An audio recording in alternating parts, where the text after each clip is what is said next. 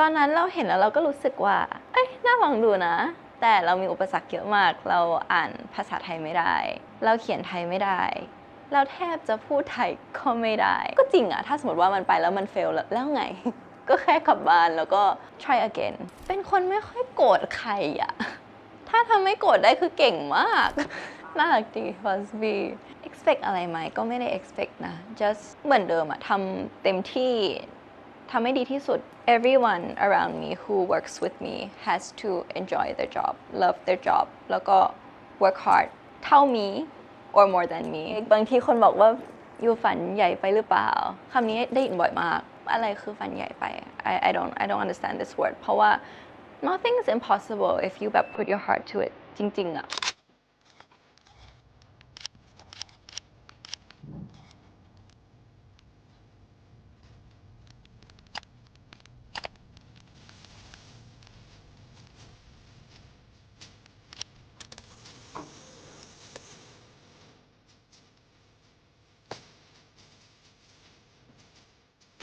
สวัสดีค่ะเบกกี้นะคะ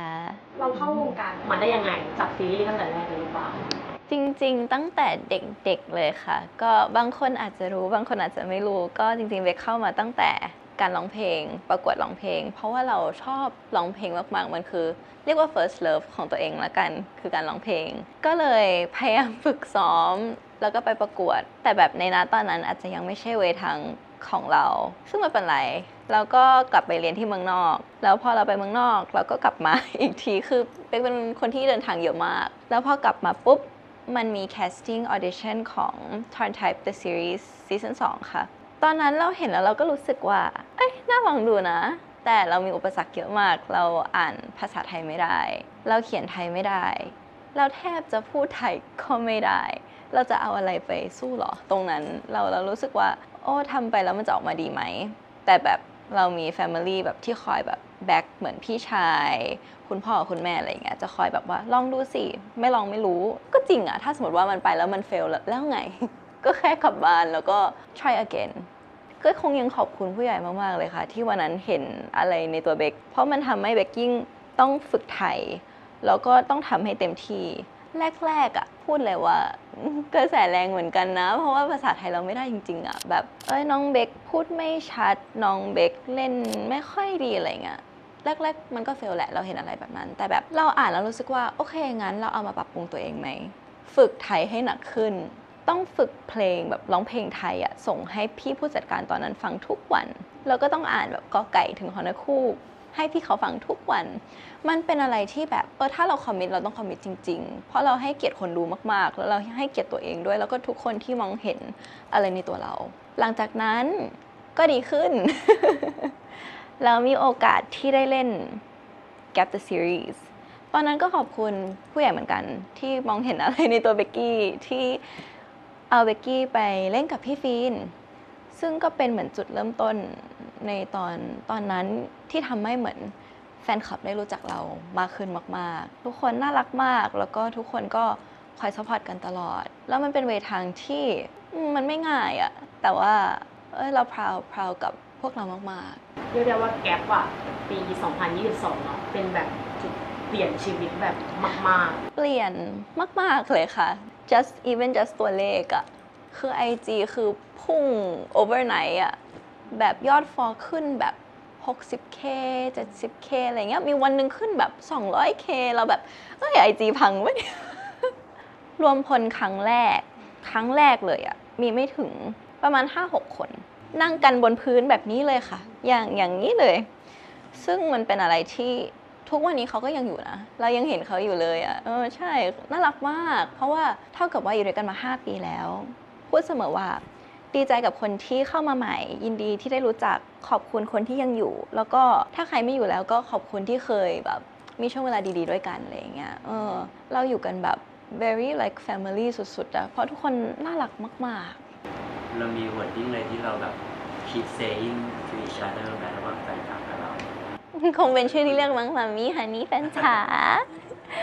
จะเป็นสิ่งที่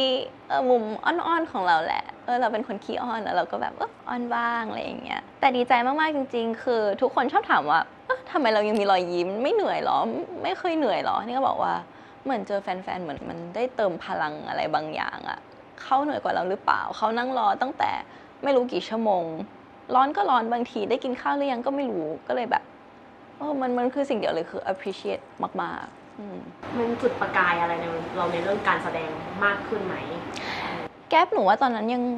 ก็ไม่แข็งแรงนะ การแสดงมันเหมือนภาษาไทยเริ่มได้แหละแต่ทุกบทอะจะมีเหมือนแบบเคยเห็นเลคเชอร์ไหมคะในแบบที่มันจะมีแบบอะไรเขียนเยอะมากไฮไลท์ทั้งหน้าอะไรอย่างเงี้ยแต่มันจะเป็นภาษาคาริโอเกะคืออาจจะเป็นต้องเป็นคุณแม่ซัมวันต้องอ่านให้ฟังแล้วก็จริงๆแก๊ปไม่ได้ success ตั้งแต่แรกด้วยนะเรามีจุดเฟลกันล้มกันด้วยนะเหมือนไพลอตแรกมั้งคะที่ออกมากระแสลบมากๆเหมือนกันทุกคนก็แบบท้อเลยอะว่าเอาไงต่ออะมาคุยกันใหม่ว่าทุกคนไม่เป็นไรมาทำกันบ้านกันใหม่ educate ตัวเองบางทีเราไม่รู้อะไรเราเรียนรู้ได้ทุกคนมันคือการเรียนรู้แหละเราก็เลย educate กันใหม่แล้วก็เริ่มใหม่แล้วเราก็ไปทีละสเต็ปกับแฟนๆด้วยแฟนๆก็คอยให้แบบคำแนะนำแล้วก็ฟังกันจนมันทำให้แก๊ปน่าจะเป็นที่รู้จักแล้วก็คอมฟอร์ตโซนของหลายๆคนหนูยังเห็นคนเข้าไปดูถึงทุกวันนี้เลยนะแล้วตอนที่เราต้องแบบเล่นเกิร์ลเลิฟครั้งแรกเราแบบต้องแบบเรียนรู้อะไรกันบ้างกับพาร์ทเนอร์ของเรากับพี่ฟีอะไรเงี้ยจริงๆหนูกับพี่ฟีจะมีความคิดเห็นเหมือนกันที่ว่าเราไม่ได้มองเป็นแคตตากรีของ Girl Love แต่เรามองเป็นซีรีส์เรื่องหนึ่งที่สองคนรักกันแล้วก็เขาก็มี journey เขาก็มี story ของเขาที่เราจะทำให้คนดูมารักตัวละครแล้วก็เราว่าตรงนั้นเรา success นะกับ Gap the series เพราะว่าทุกคนดูชอบอ่ะก็เลยไม่ได้รู้สึกว่าต้องมาแบบเรียนรู้อะไรใหม่ๆแต่แค่ต้องทำกันบ้านในบางส่วนแต่ว่าอย่างที่เหลือก็ปล่อยให้โฟค่ะถือว่าแบบว่าเราแฮปปี้กับจุดเริ่มต้นตรงนี้โอเคแฮปปี้แต่ว่ามองกลับไปทำได้ดีกว่านั้นนะ ทำได้ดีกว่านั้นแต่ว่าไม่เป็นไร มันก็ต้องมีจุดเริ่มต้นแล้วว่ามันไม่มีใครหรอกที่เริ่มแล้วมันเพอร์เฟกต์อะเบกกี้ในแบบมุมอื่นๆที่แฟนๆอาจจะไม่ได้เห็นอยากจะเล่าให้ฟังมีมุมไหนบ้างจริงๆก็หลายมุมนะแต่ว่าอย่างที่พูดเมื่อกี้เลยคือ first love คือร้องเพลงเราชอบในการร้องเพลงมากถึงตอนนั้นอาจจะไม่ได้ประสบความสำเร็จไม่เป็นไรแต่เรายังคงร้องเพลงบ่อยๆทุกวันตอนนี้อาจจะคือช่วงเนี้ยอาจจะไม่ได้บ่อยขนาดนั้นแต่ตอนเนี้ยเพราะว่าเราคอนเสิร์ตเนาะก็บ่อยอยู่ก็ดีใจอ่ะเราทุกครั้งที่เราเข้าห้องอัดหรือเราได้ฟังเพลงเนี่ยเรามีความสุขมากเลยอ่ะมันเหมือนแบบตามันเป็นประกายอะไรบางอย่างเหมือนเราอยู่กับแฮปปี้เนสของเราการแสดงเป็นสิ่งที่เราอยู่ด้วยมากกว่าบัดร้องเพลงก็เป็นสิ่งที่คงอยู่ด้วยตลอดไปแบบมีความฝันอยากมีอัลบั้มของตัวเองจัดคอนเสิร์ตที่เป็นเพลงของตัวเองรอบนี้อาจจะทำไม่ทัน แต่ว่าปีหน้าอยากมีค่ะแล้วนอกจากร้องเพลงเอนเตอร์เทนอื่นอะไรอย่างเงี้ยตอนที่เรากลับมาอยู่กับตัวเองอะในห้องว่าอยู่เงียบๆคนเดียวมี time ทำอะไรกับตัวเองบ้างฟังเพลงจริงๆยังไม่ถึงห้องอะสมมติว่าเลิกงานแล้วบายบายทุกคนบายบาย everyone ขึ้นรถปุ๊บหนูใส่หูฟังเลยเหมือนเข้าโหมดแบบว่า recharge social battery ของตัวเองอาจจะได้ยินหนูพูดคำนี้บ่อย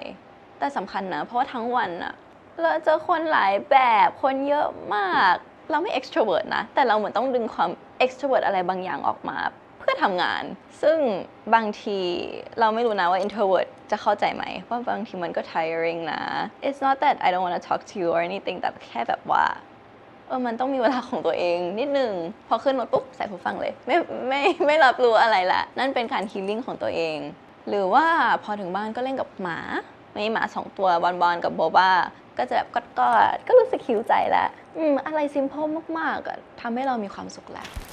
อีกอย่างหนึ่งที่อยากจะรู้ก็คืองานอดิเรกของเบกกี้เป็นคนที่ชอบเล่นกีฬาถึงจะไม่ค่อยมีเวลาแต่ชอบเล่นกีฬาอย่างบ็อกซิ่งเบกต่อยมวยประมาณ 4-5 ปีแหละ อาจจะไม่ได้แบบ every week นะตาม schedule แต่จะพยายามกลับมาเล่นตลอดมันรู้สึก relaxing ดีเหนื่อยนะแต่ relaxing แต่ว่ามันก็ fitness whole body มันรู้สึกเหมือนได้ผ่อนคลาย relax แล้วก็ exercise ไปด้วยเหมือนงานเราอะบางงานโอเคมันไม่ได้ใช้ body เยอะขนาดนั้น แต่มันต้องใช้เรา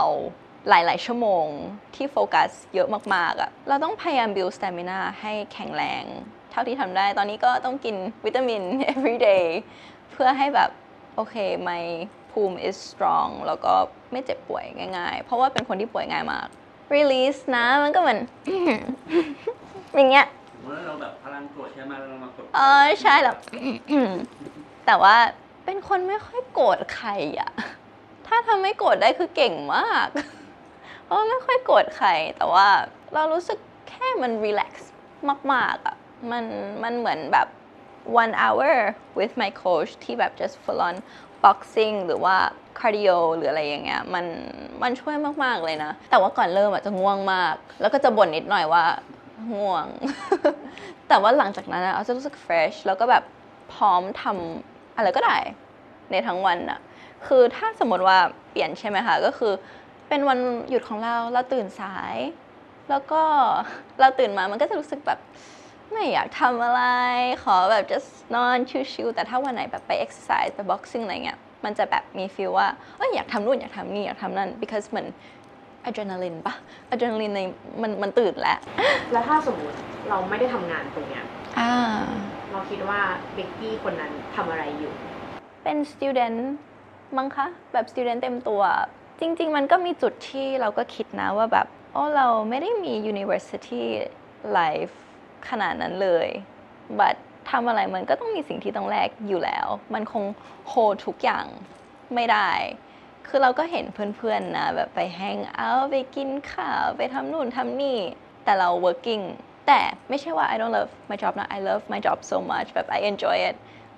มากๆแบบแต่แค่มันจะมีแบบนิดนึงว่าแบบเรา missing out on that life อยู่นะเพราะจริงๆแล้วเราแค่22เอง but by the time this on 23แล้ว มันแค่จะมี feel นิดนึงอะแต่ว่า I would pick this over that อยู่แล้วเพราะว่าเรามีความสุขกับการทำงานมากหลังๆI try to find joy when I work if I can't have vacation it's okay but I find joy when I work ก็อาจจะเป็น simple things like คุยเล่นกับพี่ๆหรือว่าได้กินของอร่อยหรือแบบมีความสุขระหว่างถ่ายมันก็แฮปปี้แล้ว my life ก็หนูเชื่อว่ามันก็มีคนที่คง working hard ที่อยากเป็นแบบนี้เหมือนกัน soมันก็มองกลับกันได้เหมือนกันนะ so เหมือนเดิมคำเดิม appreciate กับสิ่งที่ตอนนี้เป็นมากๆแล้วก็ work hard มากๆแล้วว่าwork hard วันหนึ่งมันก็จะ success แสดงว่าแพชชั่นในด้านนี้เราก็ยังจะมีแบบไปสูงมากไฟหนูสูงมากแม้ว่าป่วยแค่ไหนอะหนูจะไปทำงานหนูเป็นอะไรหนูจะไปทำงานหนูน้อยมากขนาดเข้าโรงพยาบาลเนี้ยเช้าถอดไปทำงานกลับมาตอนเย็นอันนี้ใหม่เพราะว่ามันไม่ใช่แค่ตัวหนูอะแล้วมันเป็นทีมแบบทีม everyone พร้อมแล้ว everyone ready for you คือไม่มีเบคคนเดียวอะมันพังทั้งหมดเลยนะ มันต้องไปด้วยกันนะ so ก็จะสู้เท่าที่ทำได้เท่าที่ร่างกายให้แต่ก็ไฟมันสูงอะมันจะไปทำงานให้ได้เราพูดถึงมุมแบบจริงจังซีเรียสของเบกกี้เลยถ้าแบบได้เลือกไปเที่ยวที่แบบต่างประเทศหรือว่า ever อะไรที่แบบเราว่างจริงๆอะที่สถานที่อย่างนั้นอะจะเป็นที่ไหน Paris ไม่ก็อังกฤษก็บ้านเราเนาะแต่ว่า Paris เป็นอะไรที่เราไม่ค่อยได้ไปเที่ยวนะส่วนใหญ่จะเป็นแฟชั่นวีคที่ทุกอย่างแน่นหมดตารางจะแน่นมากๆแต่ว่าเราแค่ชอบบรรยากาศตรงนั้นมากๆอะอยากตื่นเช้าด้วยอยู่ที่นั่นอยากตื่นเช้าเป็นอะไรไม่รู้อยากตื่นเช้ามาเดินเล่นซื้อมัทฉะสักแก้วหนึ่งถ่ายรูปเล่นหรือว่า everyone แบบพบเจอคนก็จะ good morning how are you อะไรอย่างเงี้ยหรือว่ามากิน breakfast จะแบบมี croissant อะไรอย่างเงี้ยมันน่ารักดีอ่ะแล้วก็รู้สึกว่าถ้ามีโอกาสอยากอยู่ยาวขึ้นเพื่อได้แบบ vacation รู้จักเมืองขึ้นเพราะว่ามันจะมี countryside ด้วยที่เราไม่เคยไปก็อยากลองดูจริงๆ nothing specific แค่มีความสุขทุกครั้งที่ได้ไปอ่ะไม่รู้ทำไม environment พาให้เรา just happy มากๆแต่อยู่ไทยก็แฮปปี้นะแต่ว่าไปที่นั่นก็ feels good มากๆที่เรื่องปัจจุบันตอนนี้มันมีเรื่องที่แบบว่าทุกคนว้าวมากกับเบกกี้เอนเตอร์เทนเมนต์บทบาทนี้มันเป็นยังไงมาแบบเซอร์ไพรส์เลยแหละ Becky Entertainment ก็ what I want to do what my passion is พาร์ทที่อยากไป ก็จะทำให้ได้แค่มันเป็นเวอร์ชันที่เราอยาก express ตัวเองจริงๆในด้านแฟชั่นมิวสิกการแสดงทุกแหละเราอยาก explore ทั้ง3ด้านให้ to the maximum ให้ to the fullest ว่าเราทำอะไรได้บ้างมันจะไปสุดที่ตรงไหนยังคิดว่าไปได้อีกไกลมากๆถ้าในด้านแฟชั่นเราก็ยัง enjoy มากๆในการที่ได้ไปดูโชว์ได้เรียนรู้เรื่องแบรนด์อย่าง Chanel ก็คือหลงรักแบรนด์มากขึ้น everyday ได้เรียนรู้ acting มีความสุขทุกครั้งที่ได้เป็นตัวละครใหม่ที่ไม่เคยได้เป็นพอมันจะเป็นช่วงเวลาแบบ 6-7 เดือนที่เราได้เป็นตัวเขาอะเราจะรักตัวละครนั้นทุกครั้งแล้วก็ไม่อยากปล่อยเขาไปสนุกมากกับการแสดงส่วนมิวสิกก็ first love can't go wrong with first love มันแบบ I want to have my own album my own songs แล้วก็มีเขียนบ้างยังไม่ได้ have that เขาเรียกอะไรอะ that confidence to bring it out แต่ว่าคิดว่าจะเอาออกมาในปีหน้า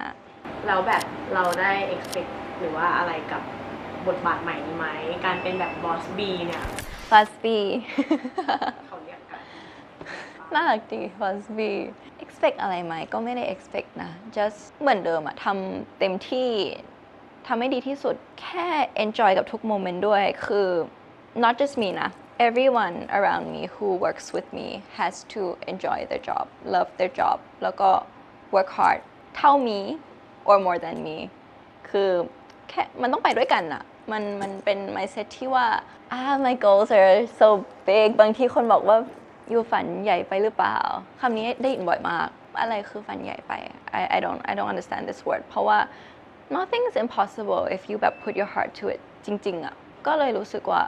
ไม่ต้องทำไม่ได้ใหญ่แค่ไหนก็จะทำไม่ได้เพราะว่า there's nothing too big ถ้ามองย้อนกลับไปอะแบบเราคิดว่าเราโตหรือว่าเป็นผู้ใหญ่มากขึ้นแค่ไหน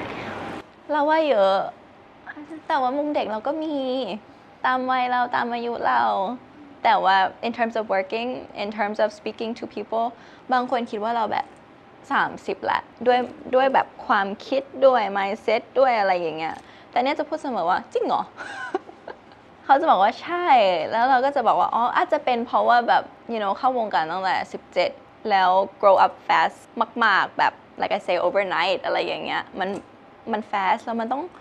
prepare ที่จะปรับกับ many changes many environment many ผู้คนที่จะเจอบางทีเจอ situation หน้างานก็ต้องแก้ให้ได้ในตอนนั้นหรือว่าหลายๆอย่างที่ละต้องโอเคตั้งสติทำนี่หรือส่วนนึงอาจจะเป็นเพราะว่าตัวเองเป็นคนแบบ rational อยู่แล้วแบบเรียนอะไรเรายังเรื่องเรียนศาสตร์ที่เป็นแบบ maybe นิติศาสตร์ maybe เราอาจจะชอบอะไรแบบนี้หรือเปล่าแต่ว่าเราว่า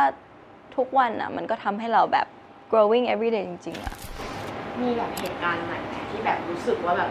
ต้องโตแล้วแหละเจอเรื่องเนี้ยไม่อยากใช้คำว่า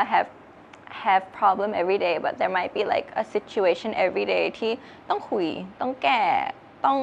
move past but มันช่วยนะไม่เจอก็ไม่รู้อ่ะ if one day in the future เจอแล้วมันอาจจะหนักกว่านี้ก็ได้เจอตั้งแต่ตอนนี้ก็ you know how to deal with everything เราเป็นคนอ่านฟีดแบ็กจากแฟนๆหรือว่าคนทั่วไปเยอะไหมแน่นอนอยู่แล้ว because อย่างที่บอก at the start ว่าเราให้เกียรติคนดูเราให้เกียรติแฟนคลับเราให้เกียรติตัวเองเราทำอะไรอ่ะเราให้ใจมากๆแบบ I put like over 100% in all my work no matter what it is อ่ะก็เลยรู้สึกว่าเราก็อยากรู้นะว่าเขาคิดเห็นยังไงแล้วพอมันก็มีฟีดแบ็กทั้งดีกับไม่ดีbut how do you call it I only listen to constructive criticism ก็คืออะไรที่พูดเราปรับเปลี่ยนแล้วมันจะดีขึ้นฟังอะไรที่พูดแล้วไม่ดีขึ้น but put you down ไม่ฟังเก็บแต่สิ่งดีๆเพราะว่าชีวิตมันเจออะไรอยู่ละเอาแค่คนที่รักเราพอแล้วถ้าสมมติย้อนกลับไปแบบ 3-4 ปีอย่างเงี้ยเด็กพี่คนนั้นน่ะนั่งอ่านคอมเมนต์เราเป็นยังไงชีอ่อนแอมากเลยนะเบกกี้นี่แบบ3-4 ปีเอาจริงๆ4 อาจจะ only last year มั้งที่เริ่มปล่อยวางได้เราก็ต้องยอมรับนะว่ามันอยู่แบบ you're a public figure you're in the spotlight มีคนที่รักก็มีคนที่เกลียดถึงอยู่เป็น the best version of yourself คนที่เกลียดเขาก็คงไม่มารักอยู่ you can't change anyone's mind words can really stay in people's heart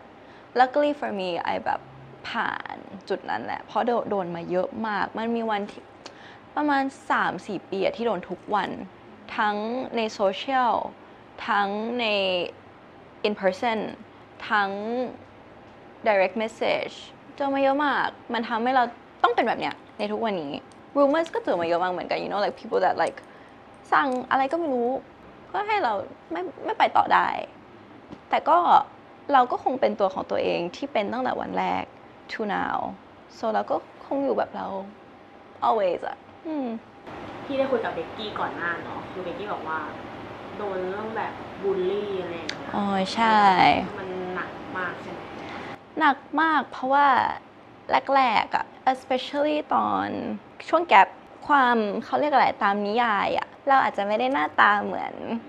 คนในนิยายซึ่งเข้าใจนะแต่ว่าก็พยายามพิสูจน์ด้วยโอเคการแสดงเรามาเป็นม่อนในแบบที่เราคิดว่าน่ารักดีแฟนๆน่าจะชอบแต่มันก็มีคนที่บอกว่าทำไมเอาแบบฝรั่งมาเล่นเนี่ยอะไรอย่างเงี้ยแล้วก็แบบก็โอเคเข้าใจเขานะแต่เราก็โอเคให้เราลองดูก่อนหรือว่าแบบมีคนวิจารณ์หน้าตาที่ตอนนั้นน่ะจะมีความ insecure เรื่องการเป็นรูปหน้ารูปหัวใจเพราะคนจะบอกว่าไม่สวยแต่ว่าหลังๆอ่ะมีแต่คนชอบบอกว่าเอ้ยมันเก๋นะมันยูนิคนะมันไม่เหมือนใครดีเราก็เลยชอบขึ้นมาแรกอ่ะเราจะไม่ค่อยกล้าเปิดให้แบบให้เห็นอะไรเงี้ยแต่ว่าหลังๆ appreciate กับสิ่งเนี้ยมันก็สวยดีในแบบของเราแสดงว่าตอนแรกเราไม่ชอบตัวเองหรอเบกกี้ไม่เชิงว่าไม่ชอบแค่ insecure อาจจะด้วยได้ยินคำพูดมาเยอะก็เลย insecure แต่ว่าตอนเนี้ยโชคดีที่เปลี่ยน mindset ได้คือเรามารัก insecurities ของตัวเองดีกว่า you shouldn't try to change who you are เพราะนั่นคือตัวตนของ you อะ love yourself ให้มากๆอะเพราะมันเป็นคนที่เราตื่นมาแล้วเจอทุกวันอะก็คือ myself คือเราดีที่สุดว่าตัวเราเป็นยังไงใช่เรารักตัวเองมากๆอะเราถึงจุดที่เราแคร์แล้วรักแล้วก็เทคแคร์ตัวเองมากๆอย่างที่บอกมันมีคนที่รักก็มีคนที่เกลียด it's normal โฟกัสแค่คนที่รักเราก็พอ